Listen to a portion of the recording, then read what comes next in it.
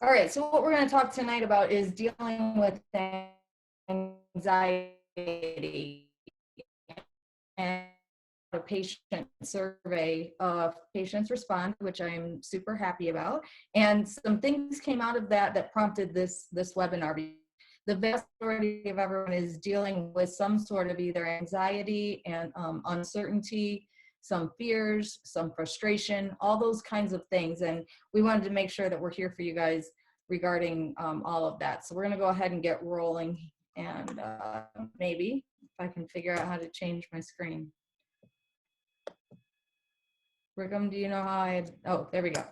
So first and foremost, the thing that I would like to say is, are you guys seeing all this stuff that I'm seeing on my screen right now? Mom? Yes. Yes. I heard what you guys are. Okay. These people in the waiting room or something. I'm not sure what all this is. Okay. This webinar is giving me anxiety right now because I don't know what these things mean. No, I'm teasing. Okay.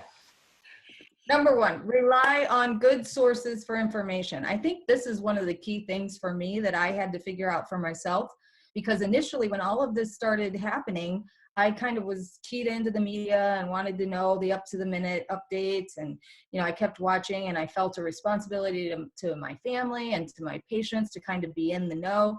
And then I realized that it was not serving me well at all. I think it was making me very frustrated and very angry with the way things were being handled. So about 2 weeks ago, I shut off all the media. I haven't watched the news or listened to the radio or anything like that. And it's made me a much happier and better person. So, you know, I want you to ask yourselves that, like, is getting this information serving you well, or do you really not need to know what is happening minute to minute? For sure, I would not recommend social media. So many misconceptions and bad information out on social media. And you really, if you see that stuff and you do believe it, make sure you're finding a good source of where that information is coming from. So the websites that I have been using would be things like the CDC, the World Health Organization, and then the Arizona Department of Health Services. That's the ADHS.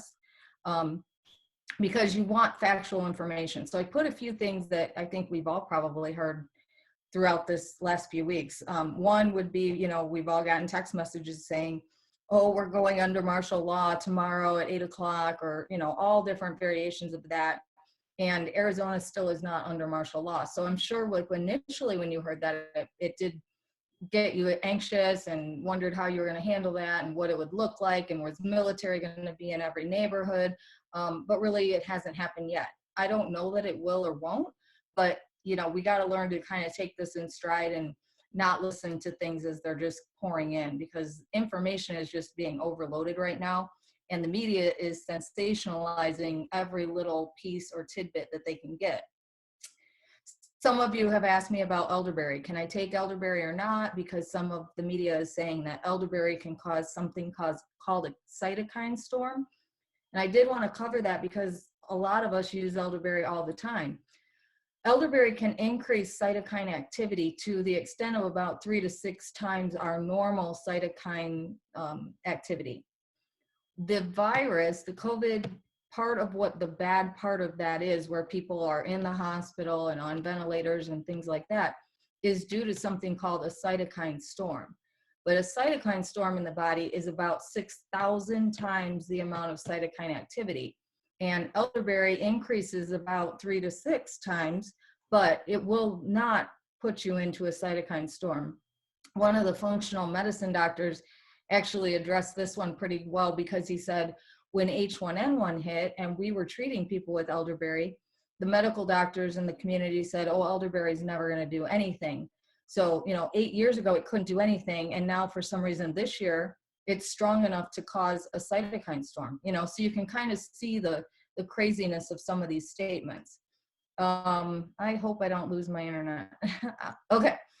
I've heard this is so bad because Chinese people ate that soup. You know, the shelves in the store are all empty. You know, be careful of how we speak too, because people are saying that, but when you go in the store, the shelves are not all empty unless you're in the toilet paper aisle. You know, there is still food. We can still get to the grocery store. We really don't have to stockpile things. You know, we want to be smart about it, but we don't want to catch ourselves over sensationalizing things either.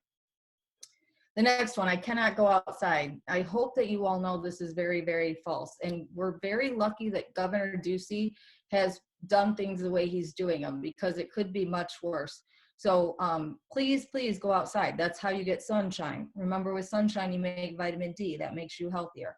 Your mental health will be much better if you're getting outside and getting out of your house a little bit. You know, you don't want to go into public areas, especially if that gives you more anxiety, but I want you guys out and about. You know, you're okay to go to your neighbors as long as they're not sick. Go for walks, hang out with your family, do those types of things. So I definitely encourage it. Now, one person in the survey did share that, you know, they're kind of getting funny looks when they do go outside. And so I would caution everybody to be really kind to each other. You know, if someone is in a store and they don't have a mask on, we need to be respectful of, you know, they don't feel that it's necessary to wear a mask. But, you know, people can get kind of hard on each other and make other people feel bad for the response that they're making. You know, if you feel safe wearing masks, then you should wear a mask. But if other people don't feel the need and they're healthy, then let's hope people are being responsible enough to do the right thing in this situation. This one is, and I don't know if you guys can see this, if I get the virus, I'm going to die. You have to remember that the immune system is a very, very complicated part of our body, right? And most of our patients know this because we've talked about it a lot, but there's an innate immune system and there's an adaptive immune system, and our body has all kinds of cells that know exactly what to do with the virus. If that weren't true, we wouldn't have survived this long, right? We have enough bacteria in our gut that if they got out of balance, it would kill us almost instantly. But our bodies have symbiotic reactions with some of these things that actually can keep us healthy. And it's kind of the same with viruses. Like, our bodies were meant to be able to take a virus and do what it needs to do with it and get rid of it. That's why when we get common colds, and most of us have had a flu in our lifetime, our bodies know exactly what to do with that. We have had, I mean, probably a lot of people on this call have had Epstein-Barr virus. And so you guys know that when you do your vitamin C IVs, you start to feel better. You know how to handle the virus. You know that there's a lot of botanicals that treat viruses, and that there's so many things that we do to help our body fight viruses. So I'm hoping that none of our patients feel that, oh my gosh, if I do get it, I'm going to die, because I think our patients are at a very, very low risk of doing that. I did talk to one of our business owners, and they were really nervous about potentially losing their house because all they have is their business. And the nice part about this is we're all in this together, right? So right now, if they lose their house, the chance of me losing my house and you losing yours, and luckily, you know, the government's been involved in trying to put more money in the system. They told the mortgage companies, you know, if people can't make their mortgage right now, we're going to just waylay that. Governor Ducey did a non-eviction notice, so nobody's going to be out on the street during this time frame. So if those are where some of your anxiety and fears are coming from, you know, talk yourself through the logical kind of way that it would play out. And we're going to go into this a little bit later, but figure out, like, is this a reality, or is it really, you know, they're going to figure out a way around it.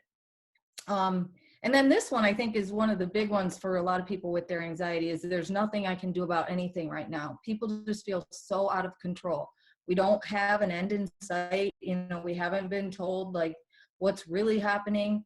And so I'm going to encourage all of us as we go through this little webinar, and then even whatever comes of it later, to try to really sit down and think about, what can I do something about? You know, I do still have options. I do still have things that I can be proactive about. And we're going to brainstorm some of those in a little bit. Okay, so give yourself a reality check and really start to question things, especially things that you hear or see on social media or hear on the media. So we've all heard that our hospitals are overflowing with COVID-19 patients. Well, I can tell you in Arizona, that's really not true. We just had a patient who was in Mercy Gilbert last week, and when he came out, he came over back to the office, and I said to him, how crowded was the hospital? And he said, it's really funny you asked, because my nurse said it was me and one other guy on the 4th floor. And he said, then when the person wheeled him out to go home, that they said, I've never seen the hospital parking lot this empty. So, you know, we don't really know. New York and New Jersey and some of those East Coast states may be completely different. And my heart goes out to them, but don't fall into the whole, you know, where our hospitals are overflowing. We also just had an ICU nurse doing her IV about a week ago. And as she was getting her vitamin C, we asked her, you know, how are you doing? And she said, it's pretty much business as usual. We're not seeing a huge increase. So we have to keep these things in perspective and keep, you know, reliable sources and know what the numbers are. I just checked the Arizona Department of Health just before I got on here. And of all the people that they've tested so far in Arizona, 7% of us have been positive. So that information is all on the Arizona Department of Health Services website. So we only have 7% testing positive. So keep those numbers in perspective, please. The other thing I'd like to remind everyone, conventional medicine doesn't have much to offer. We all know that. They're saying, you know, wash your hands, don't touch your face, don't go out if you're sick. Think about all the things that we have in the naturopathic world. You know, almost all essential oils have antiviral properties. I'll show you a few things later that studies are ongoing right now about, but there's so much that we have, and you guys all know this. I mean, most, like I said, a lot of you have had Epstein-Barr virus, you've had all kinds of viruses, and we've got you through it before. So keep that in mind. And then people are resourceful, right? When I drive out to Canyon Lake, sometimes I just look at the mountains and look at the Superstition Mountain, and I think if I were in a covered wagon, I would probably sit down and cry, because sometimes on that road, you're like, wow, this is just amazing. Well, the pioneers all got here, and they even did it without toilet paper, right? They figured out a way, Arizona populated. So people and humans, let's talk about what is coronavirus. So, 7 that affect humans, 7 different kinds. This outbreak was coronavirus. The SARS outbreak in 2002 and 3 was also a coronavirus, and this one is a coronavirus. So this is really not new.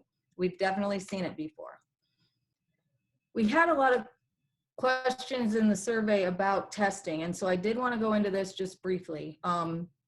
Right now, the way we're testing is the one that you guys see on your left, and that is the PCR test. So that looks for viral DNA or RNA, and it's found in the body as soon as the infection begins, even if someone is asymptomatic, but it disappears soon after the immune system clears the infection out. So this test tells us if someone currently has the virus. But antibody testing is what's being developed, and that'll give us information as to if you've had the virus in the past. Because most of us were alive in 2003, and we probably may have had SARS at that time and thought it was a flu or a cold or something. You know, people go to this doctor all the time and they say, oh, it's just a virus, right? We don't test because there's hundreds of viruses out there. And so we've never really tested, but with the common cold, it's typically either a rhinovirus or a coronavirus. And about 30% of common colds, it's a coronavirus. So that's why I think most of the people who are getting this are having mild, no symptoms to mild symptoms, because anybody over the age of about 6 months has probably had a cold. So remember, when we get a virus, our bodies build up an immunity to it, and they remember how to respond the next time it sees the virus. So even though this is a different strain of that virus, our body does know what to do with it if we've ever had a coronavirus in the past. If you guys are having questions about this, I know I'm kind of covering a lot, jot them down, and if we don't get to them tonight, I definitely want to have a conversation with you later after the fact. So please jot down your questions as we go. Okay, potential treatment options. So vitamin C IVs is probably my favorite. There was an article in the New York Post that some of the New York hospitals are starting to incorporate using the vitamin C IV, and it's stating that the patients who receive that are definitely doing much better. It decreased the mortality rate of over 50%. There's some good research on it from 2016 and 17. Obviously, we don't have research specific for COVID because we didn't know about it then, but it shows that in people with acute respiratory distress syndrome or sepsis, that the results are pretty staggering as far as saving lives and things like that. So we put that out, and most of our patients have already come in and done their IVs. I did mine yesterday. You can do those once a month to stay healthy, but for sure, if any of your friends or family start getting sick or you think they have this, please let us know, because this is about saving lives at this point. We have contacted the hospital association, and they're just not eager to learn about any of this, which I'm not sure why, and that part makes me sad, but we are getting some calls from other states from hospitalists and ICU doctors, though, who are starting to look at this. So I think that'll be our message, and hopefully you guys can help us spread the word that there might be more options than meets the eye to getting us all through this thing. Breathing treatments. You guys know we do a lot of breathing treatments. Well, we do use medication, and some of our patients have said, are you guys willing to use the pharmaceuticals that may be helpful? And I will tell you the absolute answer to that is yes. So if any of our patients do get a severe case and we need to put meds on board, we'll do the stock up on azithromycin in our office just so we make sure we have it for you guys. As of today, we have had 0 COVID patients test positive. We have had to test a few. One had been in Disney, came home and had every symptom. So we tested her for influenza A, influenza B, and corona. All came back negative. She had already done 1 vitamin C IV and a breathing treatment before the first test. So it's hard to say if her body was already fighting it, and that's why she tested negative. But it also goes to show you that there's lots of other viruses and things that can cause similar treatments. So, you know, again, keep things in perspective. Melatonin is a really interesting one. This was a webinar I was on recently with some of the functional medicine doctors and naturopathic doctors, and they showed that melatonin is actually sitting in the receptor site in the lung that this virus uses. So it's called the NLRP3 receptor site. We've sort of identified that it'll hit either the ACE2 site in the lung or this NLRP3. They think that this is why children are not really getting COVID-19, because children make 10 times the amount of melatonin that adults make. So what we don't know about the melatonin is if it's going to be enough to just take some melatonin, or if we have to get our body to produce its own. Either way, we know how to do that naturopathically. We either give you some melatonin to take at night and help you sleep, which probably would not be a bad thing. It's really not going to hurt anyone. Or we take 5-HTP, which also is not a bad thing, because remember, that's the serotonin pathway. And we've had a lot of people falling into depression and almost wanting to go back on antidepressants because they're really tired of being locked in their house and not being able to live their normal life. So 5-HTP goes to serotonin, which then converts to melatonin. So that's a way we could build it up in the body naturally. There's also ways we can do this with food. So if you want more information on melatonin, let me know and we'll definitely set up a phone call to get you all that info. The other thing that the COVID-19 is showing is, you know, most viruses don't like zinc. We all know that, and most of us have taken zinc when we get sick. This virus really doesn't like zinc. So you might have heard the chiropractor's there was a cute video. I really liked the guy saying about the quinine and drinking the tonic water with taking high doses of zinc and that being effective. So zinc seems to be showing up everywhere as far as preventing and killing off this virus. Hydroxychloroquine is the Plaquenil. We're, again, very fortunate unfortunate that Governor Ducey hasn't banned it. Some of the states are banning it and requiring doctors to have a positive COVID test before they use it, or have lupus or RA or other reasons to give it, which is completely unlawful, by the way. We were on a webinar with a attorney who takes care of physicians, and he said some of these governors are being completely unlawful. They can't tell a physician how to practice, and they cannot restrict medication. So, you know, in Arizona, I think we have a lot to be thankful for, that Governor Ducey is doing things the way he does them. So those are some treatment options. There's a lot more, but I wanted you guys to be aware of those. If you're interested in seeing the article on vitamin C, I did send an email with that, but I can get it to you. And if you want if anybody works in hospital systems or knows of people that we can get it out to try to get the hospitals to start using it, please let me know, and I'll get that those research articles to them as well. Had a lot of questions about children. When you look at the study, this one is the one out of China, and no children were positive in November and December of 2019 in China, and in the first 2 weeks of January 2020. So we really don't have to be worried about our younger children. I also wanted to include this slide because someone just sent information on Sweden. Sweden is taking a really logical approach to this whole thing, in my opinion. And because they know that children aren't affected, they kept the elementary schools open, and they're just kind of quarantining the higher risk population. And like I said, taking a more logical, sensical approach. I don't know if sensical is even a word, but I just made that up. Approach to how they're handling this. So wanted to put that out because we have people worried about their kids and their grandkids. This was another question that came through the survey. You know, is Arizona's heat going to slow this down? I think absolutely yes.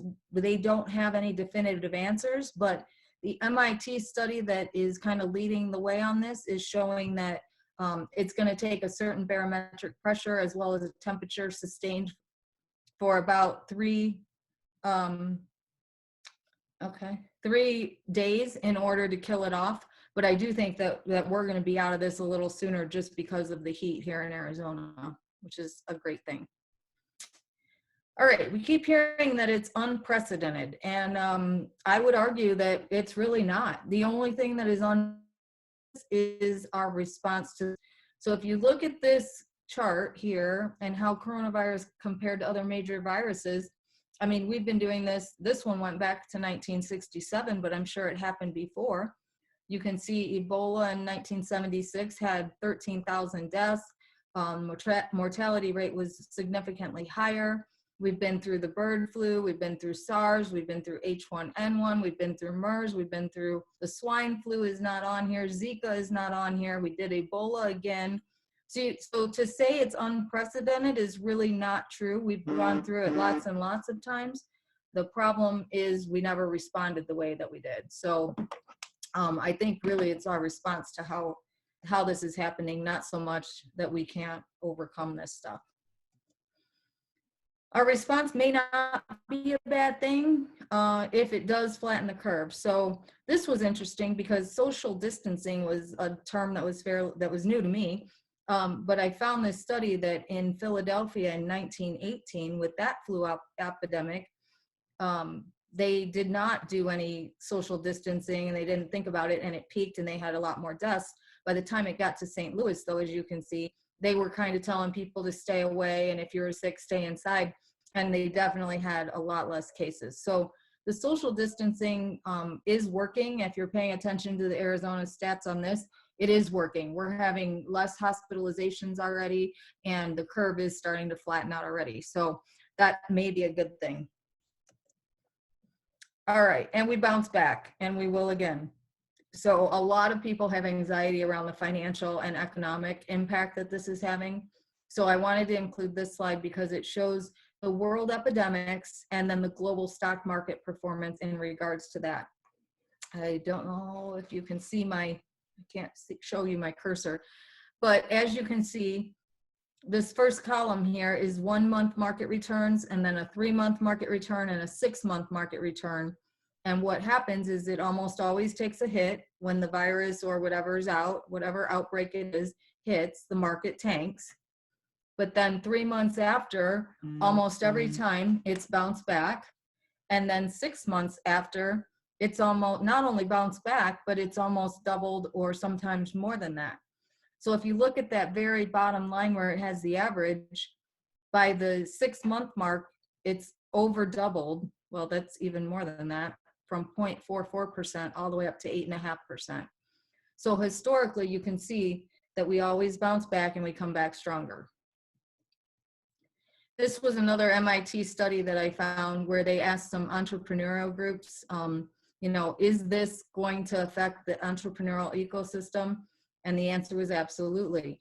Should we come out of it stronger? Absolutely. So all of the people that are studying the economic impact and the finances behind all this are saying we will come out stronger. So that's somewhat encouraging.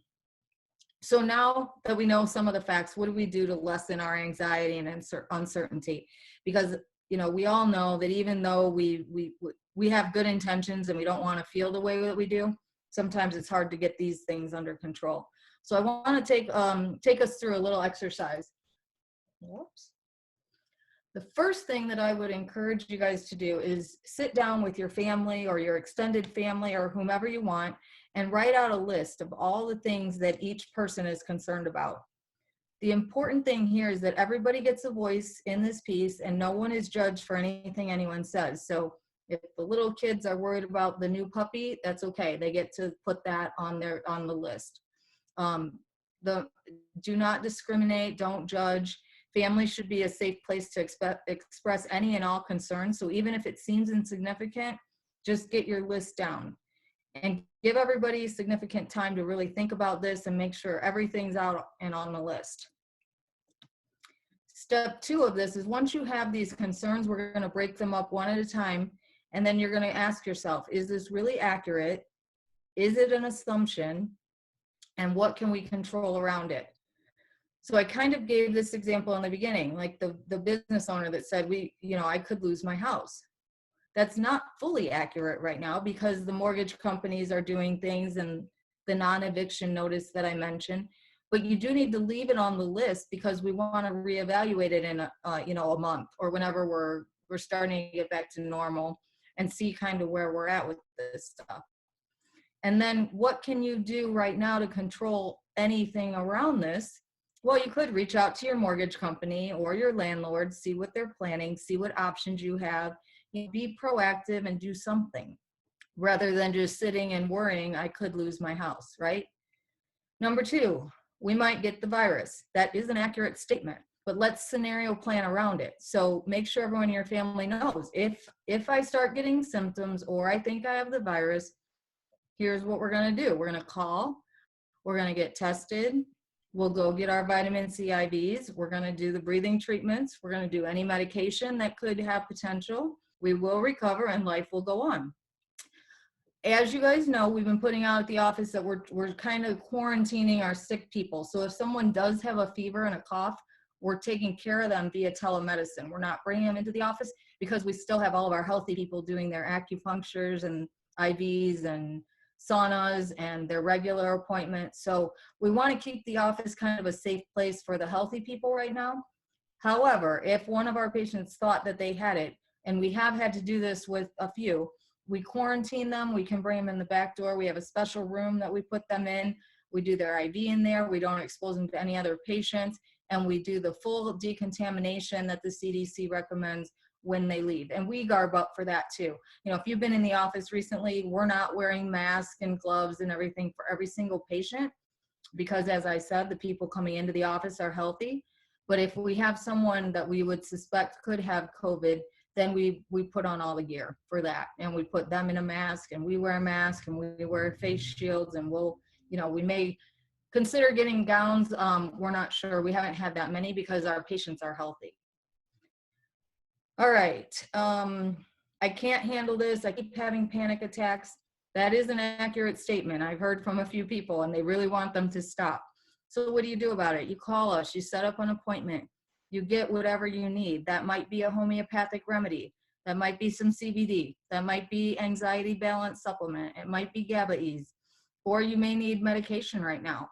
We have a few people on hydroxyzine, which is a non-benzo. We've had a few people that we needed to get some benzos. The important thing is get through this however you need to, right? Because we need everybody strong for their own families, for the community. So whatever you need to do on this, do it. The other thing I definitely recommend, start doing some positive affirmations, put them on sticky notes to remind yourself that. Your subconscious mind is going to believe whatever you tell it. It doesn't know true or false. It doesn't know about the coronavirus. It doesn't really know anything. It just believes what you put into it, and it'll work on it. So even though it sounds silly, if you tell yourself you're okay and keep doing those positive affirmations and saying them out loud, eventually your conscious mind is going to do what it's supposed to be doing.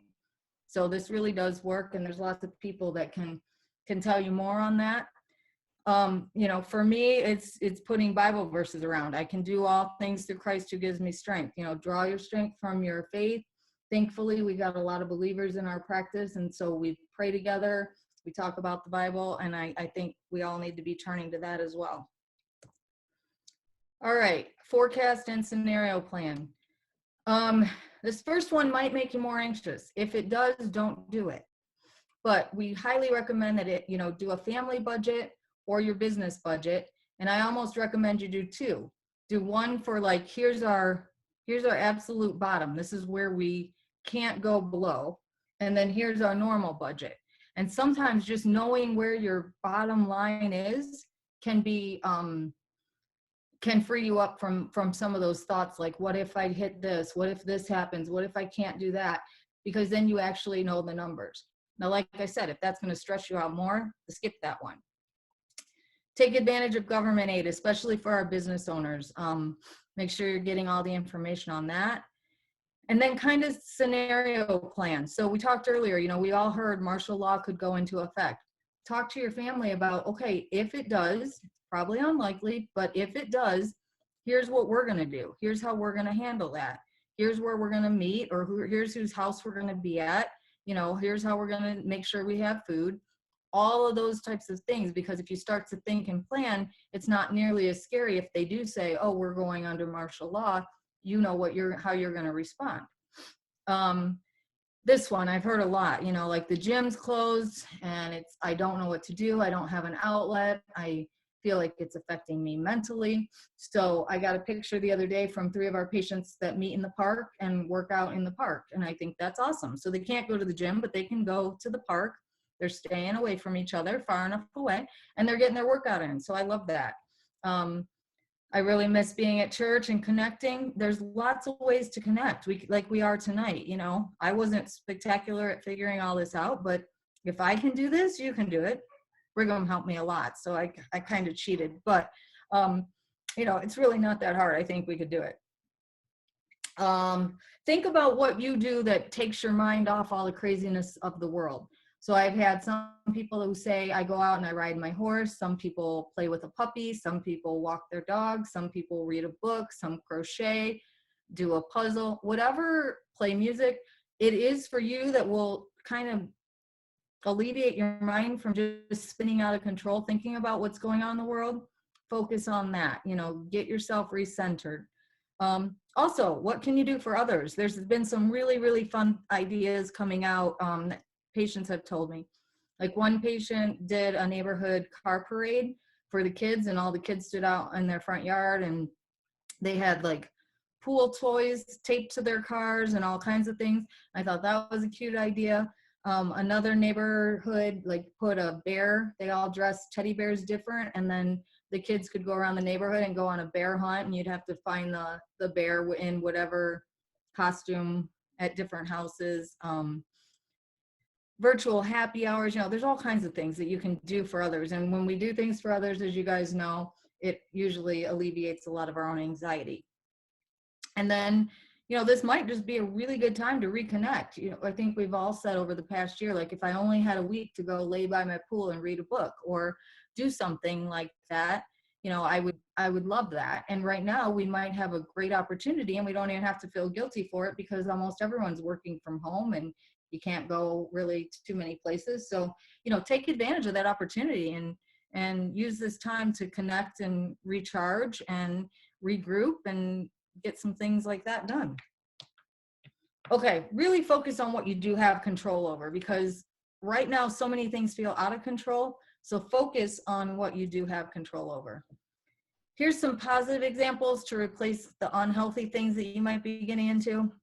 I highly recommend turn off the news unless you are, that really calms you down to know what's going on. Then otherwise turn off the news. Stop Netflixing movies that cause anxiety. I've had people say, oh, go watch Contagium or something and watch the pandemic shows. And I'm like, no, I don't really want to do that. So think about what you're doing and choose things that aren't going to cause anxiety. I just recently downloaded PureFlix. It's sort of like Netflix, but a lot more wholesome shows. That's an option. You can watch Hallmark movies. They're playing Christmas music and movies again. If that kind of gets your mind off things, go ahead and do that. One patient texts me, her comedian, she watches her every morning, and it was really funny. So I had kind of forgot about comedians, but I did download a few, and laughter is great. It releases endorphins, it boosts your serotonin, it actually boosts your immune system. So, if you have a favorite comedian, download them and just laugh. Don't sit around dwelling on what you can't do. Get up and do something. So go hiking, like I said, start a garden, ride your horse, meal prep, get with some kids, teach them how to sew, teach them how to craft, go camping, whatever you need to do to kind of not dwell on all the things we can't do. Play board games, play cards, do a puzzle, have a dance party. There's so many ideas. And why is this so important? As you guys know, stress affects every single part of your body. So you really have no choice but to get this under control, however you need to do it. And we've talked about a lot of ways. Sometimes it's just a matter of understanding things better, knowing what's real and what's not real, is really good just to kind of ease your mind. But you've got to get your anxiety and stress under control. The people on the call that have had Epstein-Barr virus, I'm sure most of them would say, when I'm stressed, then the virus can reactivate, or I feel like it comes back and I have more fatigue and more viral issues. So I think you all know the importance of eliminating or really minimizing your stress and your anxiety. All right, we're all in this together. We are Americans. Contact your elected representative. If you're looking for something to do, tell them what you want. I have sent Governor Ducey messages almost all week. I appreciate the way he has handled some of this. Two, I'm really hoping that for the business and the financial impact, that at the end of April it's going to end. But if your elected representatives don't know where you guys stand on it, then they can do whatever they want. So I would really recommend that you're voicing your concerns, what you appreciate that they're doing right, and what else they should be doing or what you want. They have to hear from us. That's how they know how to make decisions. So it's a great time to figure out who your representative is, both here in Arizona and on the congressional side, and reach out to them.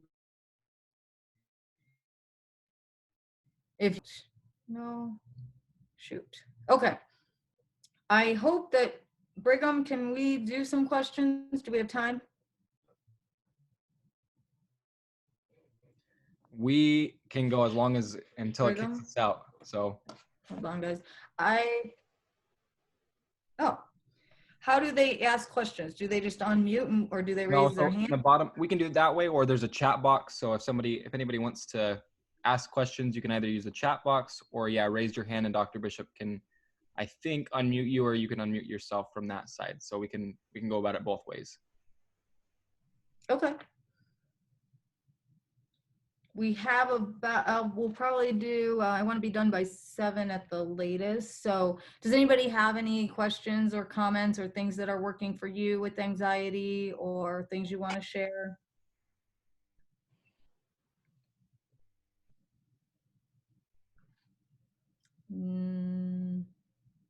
We type them? I don't know where to type. Do you guys see where to type? Yeah, it's on the bottom. Or I can just, so Laura asked, what about wearing face masks? Great question. So and a very interesting one. So initially, all of the research out of China and the CDC and still the World Health Organization says that this is not an airborne disease. So the way that it's spread is by respiratory droplets, right? So as far as wearing them all in the grocery store, my answer to that is I have never been in the grocery store where someone like spit in my mouth, coughed into my nose, things like that. This is kind of a good example of media sensationalism, because now they're saying, well, yeah, it could happen. And yes, it could. Someone could sneeze and it lands on you, but it would have to land in your mouth.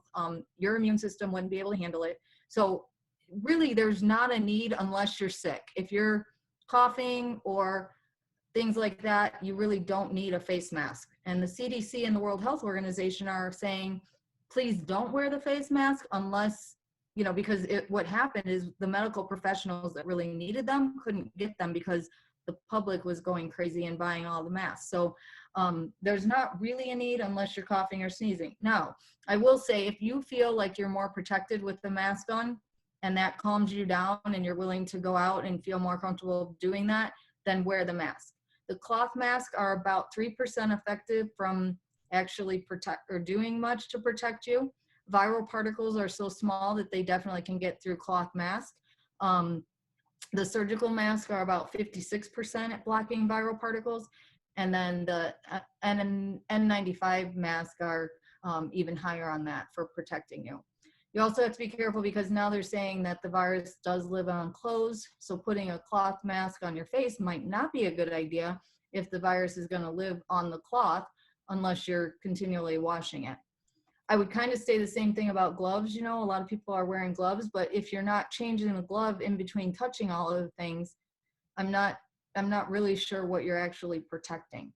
So remember, it's not airborne. That's the media kind of putting that out and make overkill, in my opinion.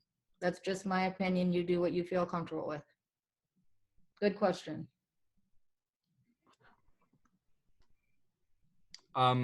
Teresa asked, if I'm not tested as they say I could have it, but not showing it and spread it, when and how will it go away? And what about Advil? Oh, two good questions. Okay.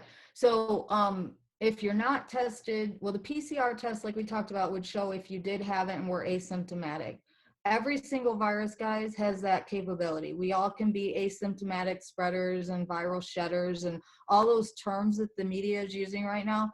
That's been like that with every single virus. We could say that about influenza. We could say that about HHV6. We could say that about Coxsackie, about norovirus, enterovirus. I mean, I could go on and on and on with the amount of viruses that there are. And this happens with all of them. So it's not new. It's just the media has picked up on terms and is throwing these things out there and making them sound super important. So if you're an asymptomatic spreader, so to speak, remember that is how our immune systems build immunity. So it's not a bad idea to have exposure to something. Like I told you in the beginning, if you had a coronavirus before, you probably are going to get a milder case because your body's already seen coronaviruses and knows how to respond to them. You have to remember the people that are getting the really severe cases are probably smokers, underlying COPD, lung issues. Like if you're in that category, then I would want you a little bit more quarantine. Like I said, just be smart about it. But if you're healthy with no symptoms, the chances of you having it are slim to none. That's where the antibody testing will be kind of a relief for a lot of people, because then we can check and see if you've had it in the past and maybe you're already immune to it. I personally think that a lot of people did have it in December and January because this was one of the weirdest seasons we've seen where we could not get that viral thing under control. And some of you had it. And when you came in, I said, I truly don't know what this is. It's not responding quite normal to anything. And luckily we got everyone through it. But remember, if you had that, we were doing IVs with you. So vitamin C is huge for viruses. Teresa, what was your other question? Advil. I have not had time to look at the research as to why they're saying ibuprofen can make it worse. I don't know if it's because it's the COX-2 inhibition or the or just, yeah, I'd have to look at that a little bit more, but I do need to do that because I've had a few people ask me about it. So I will, and I'll get, if you want the answer to that question, please shoot me an email or reach out and I'll do that research tonight. Next question.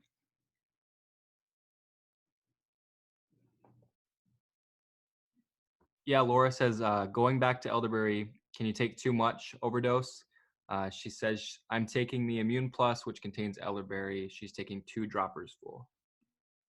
Oh no, you're not going to overdose on elderberry.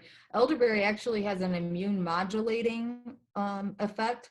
So remember in the beginning, we talked about cytokine storm and how it can increase cytokine activity 3 to 6 times, but a cytokine storm is 6,000 times. So when the people that are getting the real severe cases of coronavirus and COVID-19, what's happening is it's causing your immune system to be overstimulated and causing a cytokine storm. And that's what the medical community has a hard time getting back under control. Well, elderberry and some of the natural plant-based things have ways to modulate that system so it won't go into that overdrive effect. So no, 2 dropperfuls is not too much. I've taken 3 dropperfuls 3 times a day of Immune Plus and have never had an issue. So that's perfectly fine.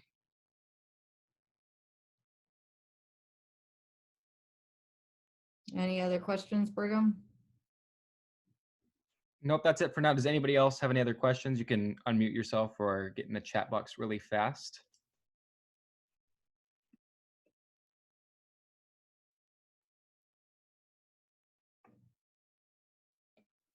We good? Looks like it. So with that, Dr. Bishop, if you just want to wrap it up, and then we will be done. I would love to. Okay, continue to reach out with any other questions or things that you thought of after this webinar. We might continue doing this now that I know I can without too many technical difficulties. We'll continue to put information out. I'll put something out about the Advil, and everybody stay healthy, and we'll talk to you all soon. Have a great night.